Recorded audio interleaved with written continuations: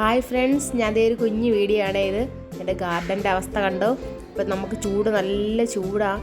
ഇപ്പം എൻ്റെ തക്കാളി ചെടിയെല്ലാം 2 നേരം വെള്ളം ഒഴിച്ചിട്ടും ഒന്നും എല്ലാം കരിയുവാണങ്ങ്. എന്നാൽ അതുപോലെ അങ്ങ് ചൂടാണല്ലോ. അപ്പോൾ അതേണ്ട കുറച്ച് തക്കാളിയൊക്കെ ഉണ്ടായിരുന്നു, അതെല്ലാം പഴുത്ത്. പിന്നെ അതേണ്ട നമ്മുടെ നാട്ടിൽ നിന്ന് കൊണ്ടുവന്ന മൈസൂർ ചീര നല്ലപോലെ നിൽക്കുന്നുണ്ട്.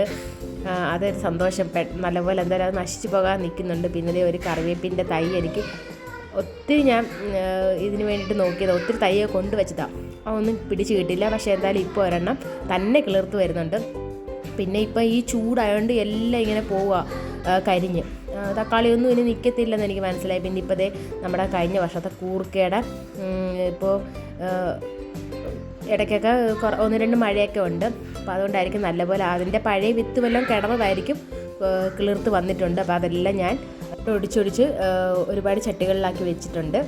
അപ്പോൾ അതേണ്ട എനിക്ക് ഇത്രയും തക്കാളിയാണ് കിട്ടിയത്. അപ്പോൾ വീഡിയോ ഇഷ്ടപ്പെട്ടോ? ഇഷ്ടപ്പെട്ടെങ്കിൽ ലൈക്ക് ചെയ്യണേ.